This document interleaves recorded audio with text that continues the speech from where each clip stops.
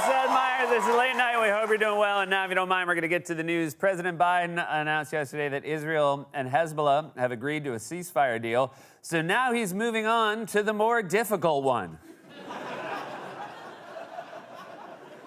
President Biden and First Lady Dr. Jill Biden are set to attend President-elect Trump's inauguration in January, while Trump is still deciding. Let me know how it goes. President-elect Trump criticized the New York Times in a post to Truth Social yesterday and said, quote, "Where is the apology? I can only assume he's referring to the day the Wordle word was kayak."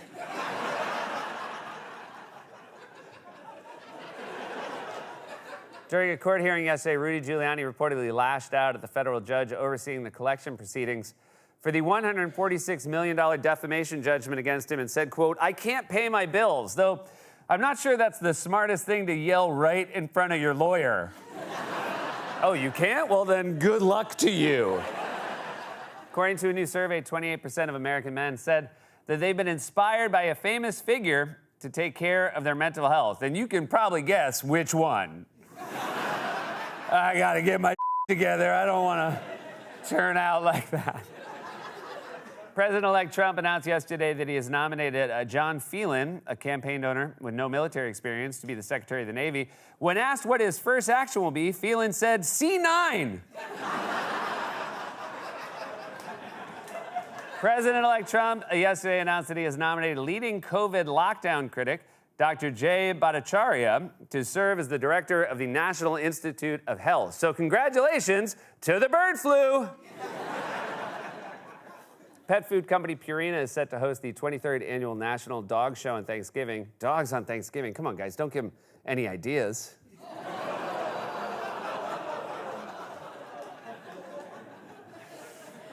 New York Mayor Eric Adams held a briefing today on the safety of the city's Thanksgiving Day parade. Dude, relax, they're not real. You don't have to plan. The makers of a DiGiorno frozen pizza have re-released their Thanksgiving pizza, which features a Detroit-style crust with roasted turkey, green beans, and cranberries, because some years, Dad gets the kids on Thanksgiving. Nope, you're right. Oh, I'm sorry. Let me try another one. The makers of DiGiorno Pizza have re-released their Thanksgiving pizza, which features a Detroit-style crust with roasted turkey, green beans, cranberries, and gravy. But don't worry, I'm sure next year you'll have something to be thankful for. Yeah, that's not it. You want one more chance? We got it. The makers of DiGiorno frozen pizza have re-released their Thanksgiving pizza, which features a Detroit-style crust, roasted turkey, green beans, and cranberries. There's even a blank space on the back of the box so you can leave a note.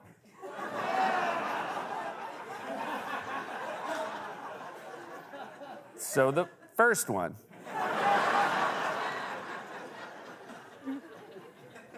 That was, we put that together as poorly as DiGiorno's Thanksgiving pizza.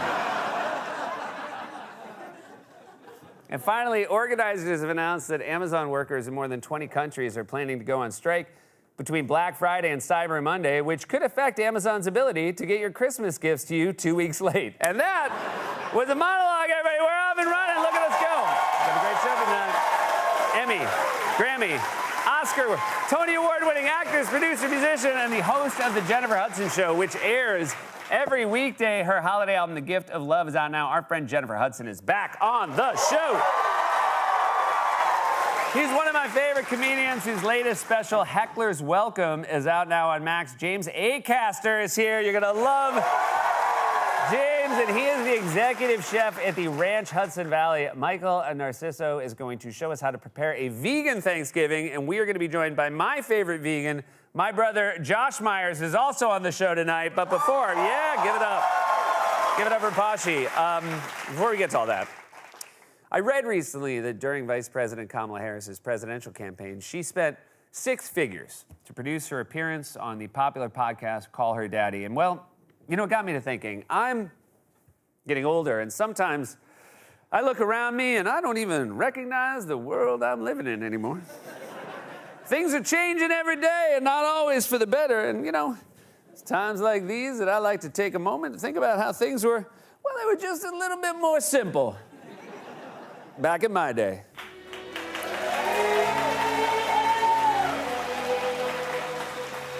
Back in my day, we didn't have podcasts like Call Her Daddy. Back in my day, the only podcasts we had were hosted by dudes who couldn't call their daddy because he went out for cigarettes and never came back. After they told him they were starting a podcast. Also, check out my podcast, Family Trips, on Spotify. I miss you, Dad. Back in my day, Kamala Harris wasn't conceding the election. Back in my day, presidential candidates never conceded an election. You just kept insisting you actually won for years and years until finally the voters said, hey, he's probably right. Let's give him another shot. Back in my day, the U.S. Postal Service wasn't releasing a Betty White postage stamp. Back in my day, if you wanted to lick a Golden Girl, you had only one option, and her name was Blanche Devereaux.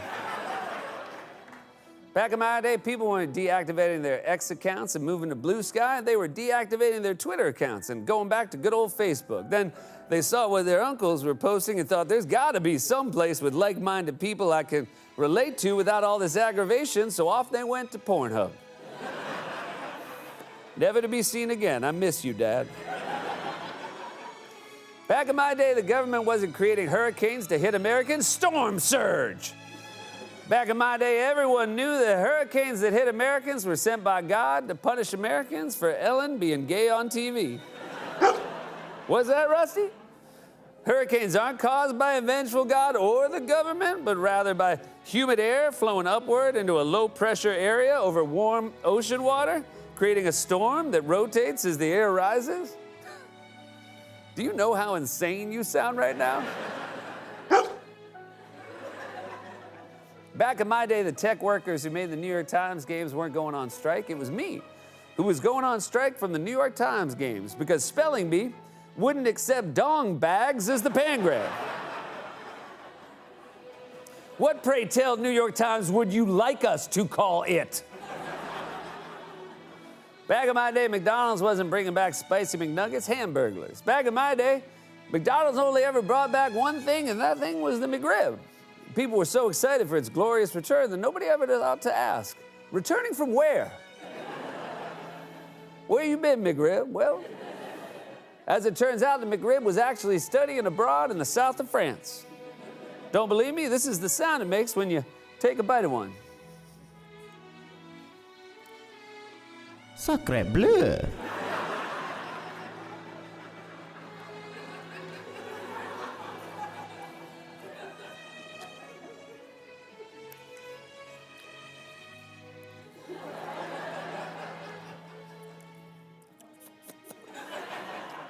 Back in my day, we weren't obsessed with Moo Dang, the pygmy hippo from a zoo in Thailand who has nothing to do with the McRib.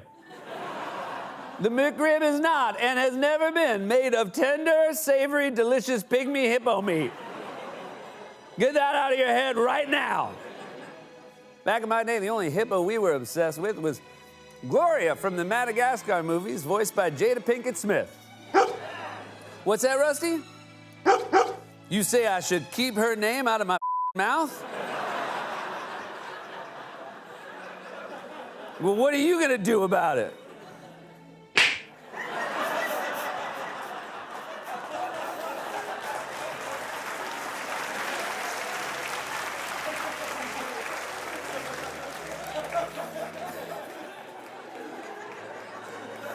You know what, Rusty? There are days that I'm happy I don't come to rehearsal. Find out what it's gonna look like with everybody else. All right, settle down. Back in my day, Collins Dictionary wasn't naming brat the word of the year. No. Back then, we weren't consumed with chasing the hot new word. We had more important things to do, like quiet quitting and gooning and rizzing up Karens for clout. Sure, it was sus, but no cap, we ate.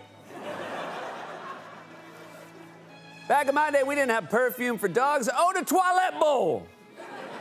Back in my day, dogs only had two smells, normal and wet. Well, that's all we needed. Come to think of it, we had one more, skunk attack, and boy, oh boy, if you had that one, in my opinion, it was easier to just get a new dog.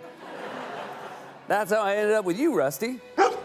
Oh, of course, I wouldn't replace you if you got sprayed with a skunk, Rusty, as long as you stop slapping me.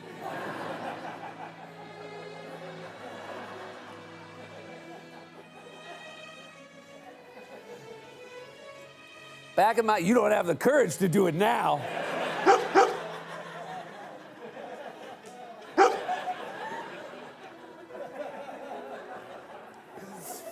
Back in my, I feel real safe when your buddy's not around. Back in my day, people weren't using ChatGPT to write their college essays. Dong bags.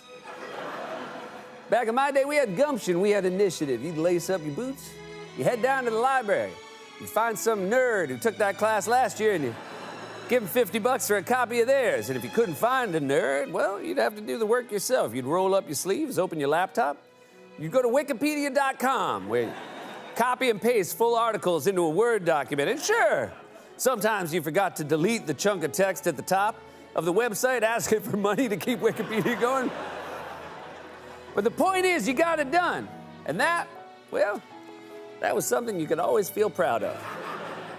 Oh, what's that? Oh, well, look at who's helpful all of a sudden.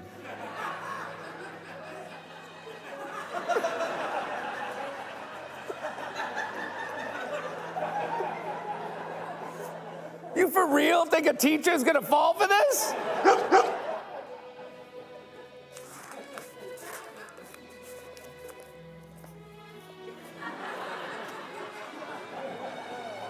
Well, I'm sorry I had to do that, but sometimes this grumpy Gus has got to get his gripe on. This has been Back in My Day. We'll be right back with Jennifer Hudson.